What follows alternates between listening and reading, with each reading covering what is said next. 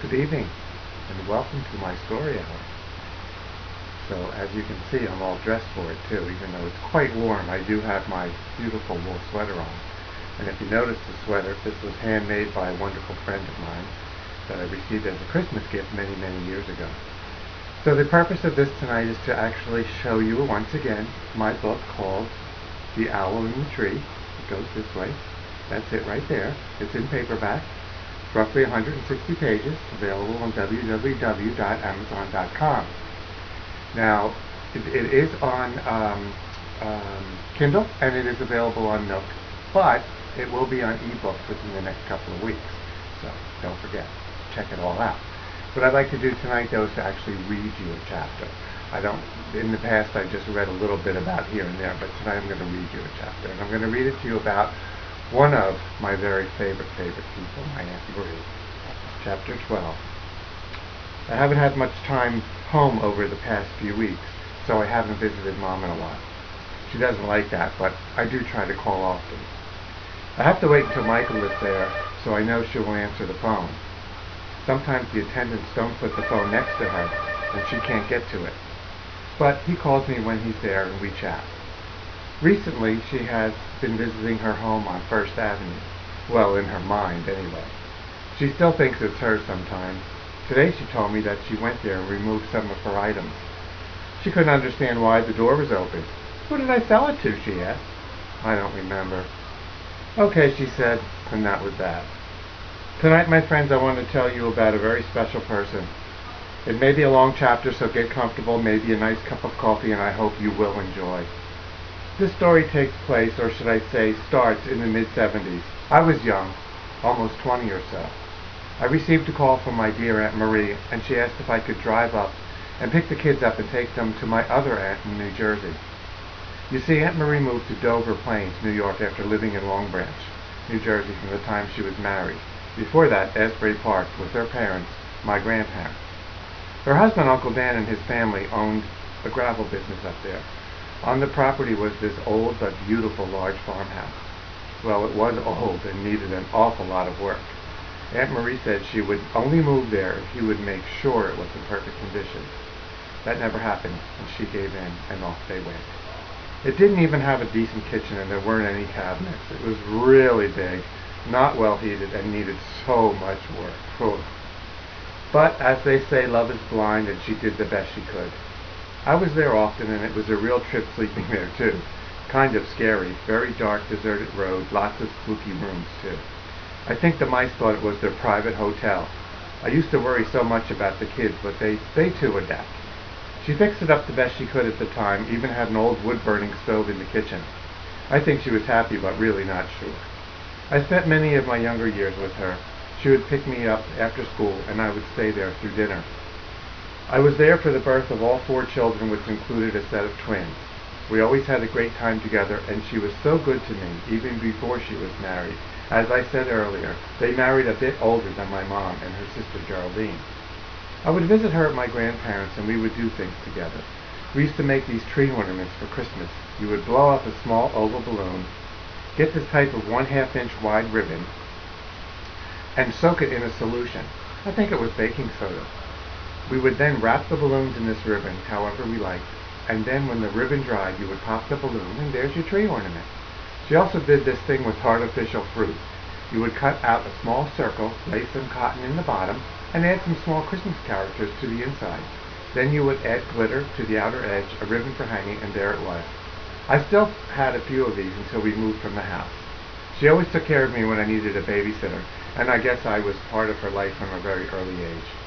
Now her house in Long Branch was also large. It was actually a 2-family one. After a few not-so-nice tenants, they turned it into 1 family. I don't know, but that was a spooky one, too. The bedrooms were upstairs, and you had to walk all the way from the back of the house downstairs to the front and then go up. There were 2 kitchens, one up and one down. Breakfast up, lunch and dinner down. I don't know how she did it. My uncle was do-it-yourselfer and liked to make things, and he didn't always finish, but he liked to do everything himself. Sand floors, build kitchen cabinets, fix oil burners, cars, you name it. He was an engineer as a trade, and the gravel business was his and his brother's. So it wasn't always in the best of shape, but she kept it going, always fixing and doing to make it nice. It was hard for her, I am sure of that. She was also a wonderful cook, and boy could she make a mean pizza. She used to make the dough with potatoes in it, and it was out of this world. One of my fondest memories of her was when she would drive me home at night. We lived about 20 minutes away, not too far. We used to stop at the 7-Eleven because they were pretty new at the time, and have a hot chocolate together. Always, every time. It was like a tradition for us. Oh, how I enjoyed that moment. Hot chocolate, a wonderful person to talk with, and now a warm and tender memory for me to cherish forever. Her other favorite was going to McDonald's for their coffee because she just loved coffee and she loved their coffee. She always went to McDonald's at 11 a.m. She said that was the best time for coffee and the hamburgers were fresh. I think then they were about 30 cents. She was so devoted to her children that nothing ever came before they did. She took them all over. Wherever they needed for friends, school, whatever, she was always on the run. And I was there too, and I am so thankful to have had that time together that I'll never forget it. Anthony was the first one. He was a great kid, but man, did he hate to have his hair washed. It was unbelievable what we had to go through to get that done. He would scream, kick, holler, and go nuts. It would take me and Uncle Dan to hold him still so she could wash his hair. I believe that he had fallen down. Connie, Constance, or Kunz as I called her, was the second, and what a beautiful girl she is. She was born in December, so she came home in an oversized Christmas stocking. It was too funny. Mary and Daniela were next. Twin girls, how fun was that? I remember when she was carrying them, she was so big. She would put things on her belly when she was watching TV, and I used to kick so hard and knock things off. They were summer babies. I enjoyed being with the four of them. We did so much together. I guess you were wondering when I was at home. I guess it was an escape for me, too. My dad was sick. There was always so much going on. But she gave me that little bit of peace for at least a few hours. Sometimes my mom wasn't happy about it, but she loved her sister, so she knew I was in good hands. I think Aunt Marie was also born too early. Between her cooking, decorating, and other talents, she could have been Martha Stewart for sure. I really don't know how the kids liked going to New York to live. It was so far away and it was so isolated. But they did seem okay when I would go there. Earlier I told you about the call to go and pick them up. It was in June. I drove up and picked the girls up. I think Anthony stayed home. I don't remember. As we were driving out of the drive and onto the road, I glanced back at the house. Aunt Marie was sitting on the porch waving us off. I had that sinking feeling that this was the beginning of a very bad time. Little did I know, only 3 months later, she would be gone. Gone. Gone from me, gone from her husband, gone from her little baby. Gone from a life she so enjoyed and cherished.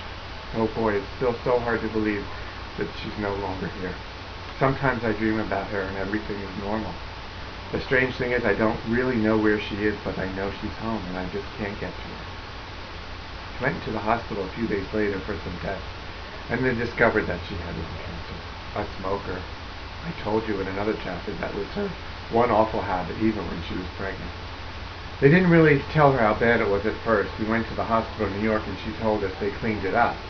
My uncle told us that they took a look and closed her up, and that was all they could do. It wasn't going to be long, but she didn't want to stay in the hospital. She went home. I would visit often as possible. She was a trooper.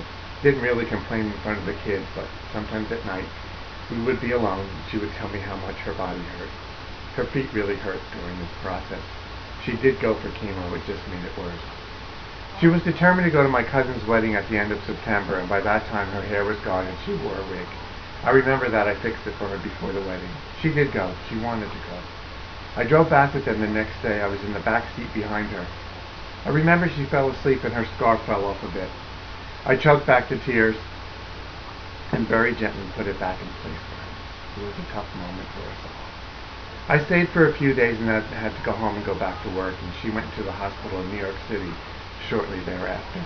I made arrangements with my store manager to leave work at 4 every day, and I would drive to the city and visit with her.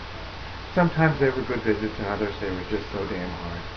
I spent as much time with her as I could, and sometimes would just go out in the hall and cry my heart out. I went almost every day. We talked, sometimes sang a song as I held her hand. I only wish I could hold her hand now.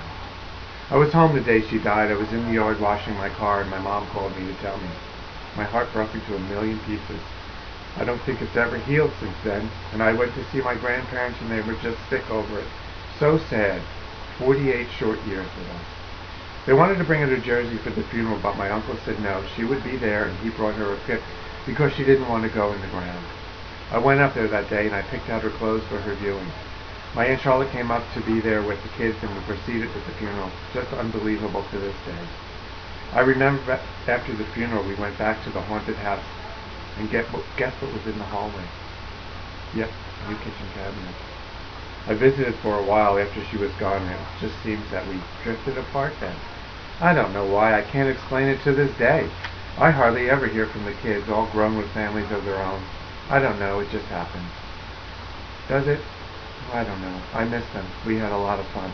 No regrets and none whatsoever. My grandfather always called her the fabulous Marie, and that she was, and she'll always be the fabulous Marie in my heart. So, I've got other great people in there that I hope that you'll have time to read. I hope that you'll think about it and head off to Amazon.com or load it down on your Kindle or your Nook and pretty soon on your ebook and just enjoy the stories. So thank you and good night, and I hope to read to you again sometime.